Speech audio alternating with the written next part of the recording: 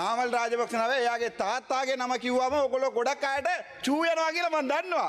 மஹிந்த ராஜபக்சவை கண்டால் இந்த அரசாங்கம் சிறுநீர் கழித்துவிடும். அவரே இந்த நாட்டின் தலைவர். புகழாரம் சூடிய அர்ஜுனா ராமநாதன். மிக விரைவில் நாமலின் மானத்தை கப்பலில் ஏற்றுவேன். நாமல் தொடர்பாக பல உண்மைகள் என்னிடம் இருக்கின்றது. பிரதி அமைச்சர் சுனில் வட்டக்கல தெரிவிப்பு. ரணிலுக்கு எதிரான வழக்கை மிக விரைவில் முடிவுக்கு கொண்டு வருவோம். ரணிலுக்கு கடும் தண்டனையை வழங்குவோம். சபதம் எடுத்த சட்டமா அதிபர் தரப்பு. இந்த அரசாங்கத்திற்கு எதிராக 8000க்கு மேற்பட்ட பௌத்த பிக்குகளை கொழும்புக்கு கொண்டு வந்து மிக பெரும் போராட்டத்தை நடத்துவோம். ஒன்றிணையும் பௌத்த தேரர்கள். உயிர்த்த ஞாயிறு குண்டு தாக்குதலின் மிக முக்கியமான சூத்திரதாரிகளில் ஒருவரான சாரா ஜாஸ்மின் உயிருடன் வெளிவந்த அதிர்ச்சி. முன்னாள் அமைச்சர்கள் நாடாளுமன்ற உறுப்பினர்களுக்கு அரசாங்கம் கொடுத்த அதிர்ச்சி வைத்தியம். ஓய்வூதியத்தை ரத்து செய்வதற்கு தீர்மானம். அரசாங்க நிதியை தவறாக பயன்படுத்தியது தொடர்பாக கொழும்பு கோட்டை நீதவான் நீதிமன்றத்தில் விசாரிக்கப்படும் முறைப்பாடு ஏப்ரல் 29 விசாரிக்கப்பட உள்ள நிலையில் முன்னாள் ஜனாதிபதி ரணில் விக்ரமசிங்க மற்றும் முன்னாள் ஜனாதிபதியின் செயலாளர் சமன் ஏக்கநாயக் ஆகியோரை பிரதிவாதிகளாக குறிப்பிட்டு கொழும்பு கோட்டை நீதவான் நீதிமன்றத்தில் வழக்கு தாக்கல் செய்வதற்கான ஏற்பாடுகள் தற்போது நடைபெற்று வருவதாக தெரிவிக்கப்பட்டுள்ளது.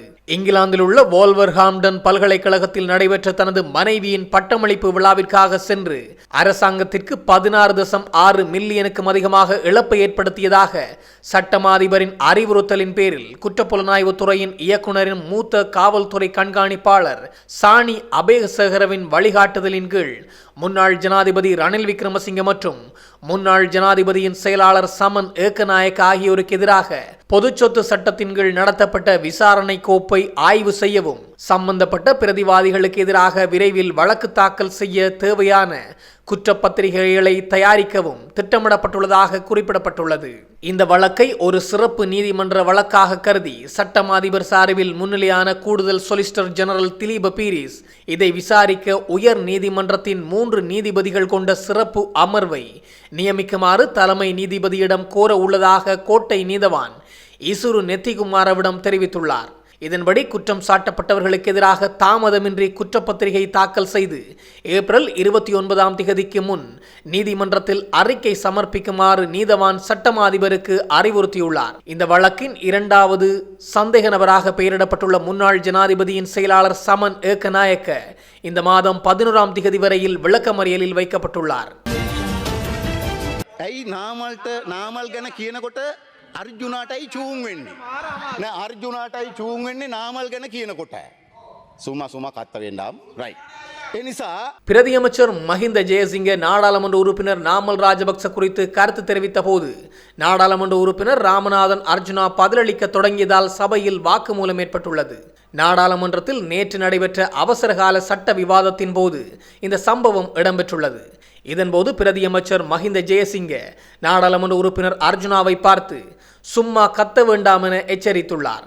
பின்னர் அதற்கு பதிலளித்த அர்ஜுனா, நாமல் பற்றி கதைக்கும் போது எனக்கு கோபம் வருவதாக கூறுகிறார்கள்.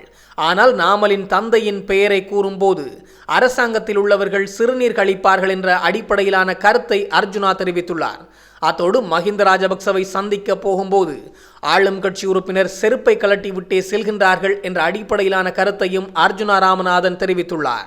அத்தோடு மஹிந்த ராஜபக்சதான் இந்த நாட்டின் மிக முக்கியமான ஒரு தலைவர் என்ற அடிப்படையிலான கருத்தையும் அர்ஜுனா ராமநாதன் தெரிவித்ததால் நேற்றைய தினம் சபையில் குழப்ப நிலை ஏற்பட்டுள்ளது. உயிர்த்த ஞாயிறு தாக்குதலின் பிரதான சூத்திரதாரியாக கருதப்படும் சாரா ஜாஸ்மின் எனப்படும் புலஸ்தினி மகேந்திரன் தொடர்பில் சர்வதேச காவல்துறையினர் உன்னிப்பாக கவனம் செலுத்தி வருவதாக தெரிவிக்கப்படுகிறது. இந்த விடயத்தை சிரேஷ்ட காவல்துறை அதிகாரி ஒருவர் தென்னிலங்கை ஊடகம் ஒன்றுக்கு தெரிவித்துள்ளார். அதன்படி உயிர்த்த ஞாயிறு தாக்குதல் தொடர்பில் தேடப்பட்டு வரும் குறித்த பெண் தொடர்பான சில தடயங்களை சர்வதேச காவல்துறையினரால் வெளியிட முடியும் என தான் எதிர்பார்ப்பதாகவும் அவர் தெரிவித்துள்ளார். இந்த நிலையில் சாரா ஜாஸ்மின் இறந்துவிட்டதாக ஒரு வதந்தி பரவியிருந்தாலும் அந்த செய்தியை ஏற்றுக்கொள்ள முடியாது என்றும் சம்பந்தப்பட்ட அதிகாரி சுட்டிக்காட்டியுள்ளார். மேலும் சாரா ஜாஸ்மின் காவல்துறையினரால் பிடிக்கப்பட்டால் உயிர்த்த ஞாயிறு தொடர்பான பல முக்கிய தகவல்கள் வெளியாகும் எனவும் அவர் தெரிவித்துள்ளார்.